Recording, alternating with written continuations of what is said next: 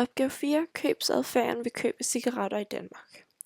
Vi har valgt en konsument, som er en pige i alderen 18 år. Hun er lige blevet myndig til at købe cigaretter. Men det siger han ikke rigtig noget, og hans forældre er også imod det. Hun er med i et band, musikerband, og det er sådan meget subkultur, og hvor alle ryger. Og det første punkt i købsadfærden, det er deltage i købsbeslutning, og herunder initiativtager. Og initiativtageren, det er hendes bedste veninde, fordi hun er den første, som får introduceret hende til det her produkt. Det er hende, der ligesom siger sådan, hey, skal du ikke også have nogle smøger? Influenten, det er jo så også hendes bedste veninde, fordi hun er med til at påvirke hende sådan, til at komme med ned og købe smøgerne. Beslutningstageren, det er pigen selv, da det er hendes eget valg, at hun faktisk køber smøgerne, eller hun beslutter sig for at gøre det. Disponenten, det er også hende selv, fordi det er hende, der udfører handlingen ved at gå ned i butikken og købe de her smøger. Konsumenten, det er også hende selv, da produktet er til hende. Altså det er hende, der ryger smøgerne til sidst. Det næste punkt i købsadfærden, det er købsadfærdstyper. Og pigens købsadfærdstyper, det er meget rutinebekøbet adfærd, da cigaretter det er et meget afhængigt produkt. Det er også et rutinekøb, selvom hun er ny ryger, men da det er hendes omgangskreds, der ligesom påvirker hende til det, så hjælper de hende også med, ligesom hvilken mærke hun skal have, og, fordi de er vant til det. Men i det her tilfælde, så kan det også godt være adfærd rettet mod en acceptabel løsning, da hun tænker meget over, om det er det rigtige. Altså, tør hun springe ud i det, men alligevel ikke sådan. Og det sidste punkt i købsadfærden, det er beslutningsprocessen. Og første punkt under det er problemerkendelse. Og hun føler sig sådan uden for hendes omgangskreds, da alle ryger bortset fra hende. Det er problemerkendelsen. Informationssøgningen. Hun søger information hos hendes bedste veninde, da det ligesom er hende, der introducerer hende til det her produkt. Og det vil også sige, at hun benytter sig af de personlige kilder, da hun ikke går hjem direkte og søger på nettet, og hvad hun skal købe. Så er der vurdering af alternativer. Hun lægger meget mærke til også sådan hendes omgangskredsen, hvad de ryger, hvilke mærker. Men hun går alligevel lige hjem og tjekker op på, hvad for nogle mærker der egentlig er ved de her cigaretter. Og købsbeslutningen, det er, når hun beslutter sig for at købe det samme mærke som hendes veninde, da hun også vil være sådan med på moden, og hun vil ikke skille sig ud for den her subkultur, der er. Og efter købsadfærd, hun fortryder lidt de her cigaretter, eftersom hendes forældre er imod det, og hun frygter også, hvad de vil sige, når hun kommer hjem og lugter af cigaretter, og hvis de finder ud af, at hun ryger, hvad de så vil sige og gøre, og så videre. Den sidste opgave, vi vil belyse, er vurdering af tobaksvirksomhedernes mulighed for at anvende deres marketingmix. Og i forbindelse med markedsføring vil det være relevant med en analyse af deres marketingmix, som også betegnes som de 4 P'er. Og her er der så tale om et marketingmix, som samlet giver værdi for kunden og selv for virksomheden. Dette mix af faktorer er væsentligt for at kunne tilfredsstille kunderne og virksomhedens målsætning. Og det er også noget, som virksomheden selv kan påvirke og have indflydelse på. Det første er produkt.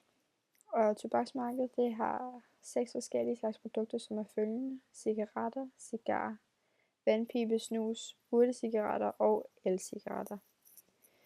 Ud fra disse oplysninger kan der konkluderes, at tobaksmarkedet har et bredt og dybt sortiment, hvilket vil sige, at de har mange produktlinjer, og at produktlinjerne så har forskellige varianter inden for hver af de produktlinjer, som der nu er.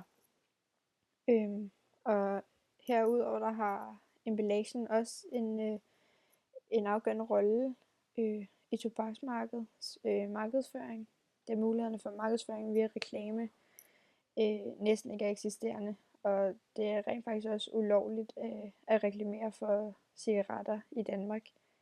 Så for at kunne nå ud til de nuværende og fremtidige rygere, udnytter tobaksindustrien alle emballageelementer og muligheder, herunder konstruktionen af ydre film, ribebåndet, den ydre film, det indvendige og det udvendige pap samt farver.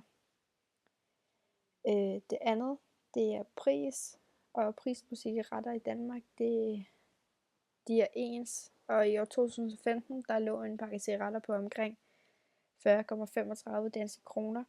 Det vil sige, at tobakssælgerne i Danmark ikke går op i konkurrencedygtige priser, og faktisk så stiger prisen på smøger via afgifter, da man rent faktisk godt vil have befolkningen til at stoppe med at ryge. Men når det her så er sagt, så spiller prisen også en stor rolle for, om de så kan tjene penge. Når tobakssælgerne har fået styr på deres marketingsmix og omkostningsforhold, kan de herefter komme med en prisfastsættelse. Prisen på cigaretter må ligeledes heller ikke nedsættes internt fra butik til butik, ligesom for eksempel modermælkserstatning, da det her også strider imod lovgivningen, og omvendt anses som en støtte til helbredsskadelige produkter. Og derfor, hvis et supermarked så nedsætter prisen på cigaretter, så er det jo også klart, at efterspørgselen vil stige, og så på den måde kan man så sige, at supermarkedet støtter op omkring tobaksindustrien. Ja. Det tredje punkt, det er place, distribution. Og som tidligere nævnt, så står supermarkederne for 35,4% af salget i Danmark, og service- og tankstationer står for 16,6%. Og når det kommer til distribution og salg på det danske marked, så gør procenterne brug af direkte salg og distribution, hvor de distribueres direkte til detailhandlen. Og da reglerne for tobak på det danske marked er så strenge, så er mulighederne for alternative distributionskanaler også meget små. Og som nævnt tidligere, så er det også supermarkeder og tankstationer, kioske og så videre, som er de steder, hvor der bliver solgt tobak. Og samtidig er det heller ikke tilladt at udlevere gratis prøver af tobaksvarer, eller konkurrencer med tobaksvarer, eller mærker. Herunder gratis tobakspræmier er også forbudt. Og det ses også ofte med f.eks. spiritus eller lettere alkohol, og her kan der så udlåse præmier, men det kan der så altså ikke med tobaksvarer. Og det sidste, det er promotion, og tobakmarkedet promoverer sig igennem deres kunder, da de ikke selv må markedsføre sig. De kan for eksempel bruge deres kunder til at markedsføre deres produkter, og i den her anledning så er det, at forbrugerne for eksempel går rundt med en pakke cigaretter i hånden, eller måske bare går rundt og siger til ens omgangskreds, at det er godt. Og på den her måde så laver de også en skjult promovering. Og her promoverer de så også skjult igennem markedsføring. Og de kan også gøre det igennem film eller tv-serier, uden man lægger mærke til det. Da det var lovligt at reklamere for cigaretter, der betalte tobaksproducenterne filmselskaber for at reklamere for deres produkter.